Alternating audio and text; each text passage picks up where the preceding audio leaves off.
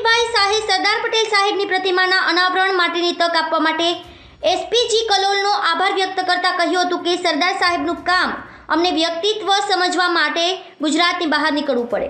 તેઓએ કહ્યું કે લક્ષદ્વીપમાં મુસ્લિમ યુવાનો હૈદરાબાદ, મહારાષ્ટ્ર અને નિજામની સલ્તનતમાં રહેવાવાળા લોકો કહે છે કે સરદાર સાહેબ ન હોત તો તેઓ પાકિસ્તાનમાં હોત.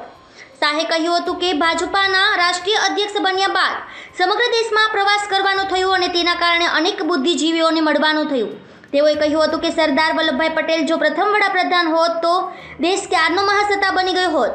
કોંગ્રેસીઓએ હંમેશા સરદાર પટેલને અન્યાય કર્યો. તેઓએ પોતાના પરિવારની દુકાન ચલાવવા આ મહાપુરુષના જ્યાં સંસ્કાર ત્યાં થયા ત્યાં ન સ્મારક બન્યું, ના મ્યુઝિયમ બનાવ્યું. એ સરદાર પટેલ સાહેબની દૂરદેશી જ હતી જેને આ કલમને અસ્થાયી બનાવી અને આ કલમને ઉખાડી ફેંકવાનું કામ 5 ઓગસ્ટ 2019ના રોજ પ્રધાનમંત્રી શ્રી નરેન્દ્ર મોદીએ કર્યું. હવે તેના પર સુપ્રીમ કોર્ટની પણ મહોર લાગી છે. ધન્યવાદ.